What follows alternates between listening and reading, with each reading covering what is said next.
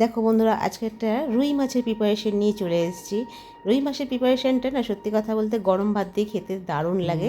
তাই এই জন্য আজকে রুই মাছের একটা প্রিপারেশন তোমাদের দেখাতে নিয়ে চলে এসেছি। মাছের সাথে নুন হলুদ মাখিয়ে রেখেছি, আর এখানে দেখো একটু শুকনো লঙ্কা, ধনে আর জিরে, গোটা জিরে নিয়েছি, সামান্য একটু পেঁয়াজ নিয়েছি, আর ফোড়নের জন্য কালো জিরে, কাঁচা লঙ্কা, আর এখানে হলুদ, নুন আর কাশ্মীরি মির্চ নিয়েছি, দুটো টমেটো নিয়েছি, এটা টমেটোটা একটু বেশি পড়বে, আর একটু দেখো লম্বা লম্বা করে আলু কেটে নিয়েছি।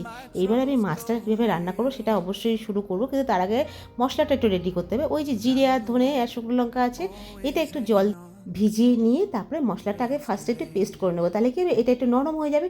এইবার এর মধ্যে হচ্ছে কি, এ দেখো পেস্ট হয়ে গেছে। এবার এর মধ্যে একটুখানি দুটো যে টমেটো আছে সেই টমেটো পেঁয়াজের টুকরোটা দিয়ে এটাকেও আমি সুন্দর করে ব্লেন্ড করে নেবো। তাহলে কি হবে, মশলাটা আমার দেখো একদম পুরো মিশে গেছে। আর এইভাবে মশলাটা না করলে পরে মশলাটা সুন্দর পেস্টও হয়। আর ওদিকে দেখো কড়াইতে তেল গরম হয়ে গেছে, তার মধ্যে আমি আলুগুলো দিয়ে দিলাম। আলুটা কিন্তু সুন্দর নুন হলুদ দিয়ে এবার লাল লাল করে ভেজে তুলে নেব। আর আলুটা ভাজার পরে আলুটার রঙটা কেমন হলো সেটাও আমি তোমাদের বন্ধুরা দেখাবো।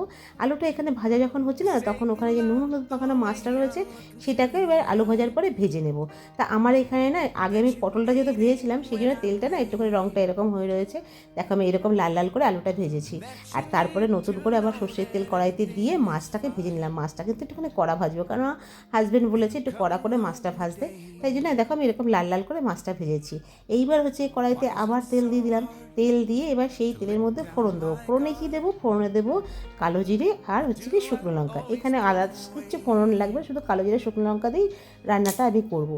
তো এখানে কালো জিরে আর শুকনো লঙ্কাটাকে একটুখানি খুন্তি দিয়ে নাড়িয়ে ভেজে নিলাম। দেখো খুন্তিতে না জল ছিল বলে তাই যেমন ছিটে উঠলো। এইবার ওই যে পেস্ট করা মশলা ছিল, টমেটম, শুকনো লঙ্কা আর হচ্ছে কি জিরে, ধনে, পেঁয়াজ, এটা আমি এখানে দিয়ে দিলাম।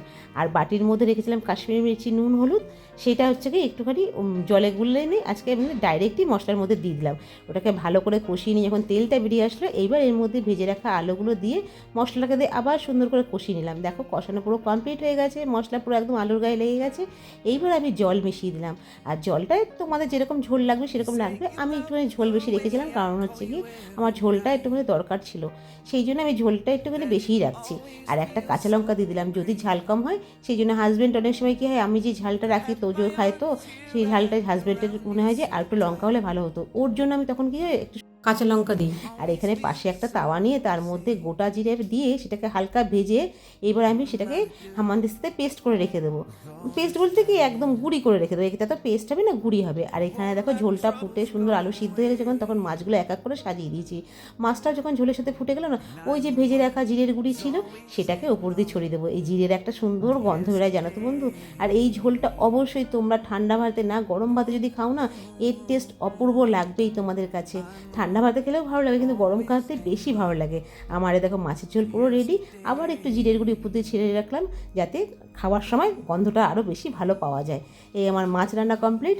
জিরে রুই রান্না করেছি, কেমন লাগলো বন্ধুরা জানাতে ভুলো না। টাটা বাই বাই, সবাই ভালো থেকো।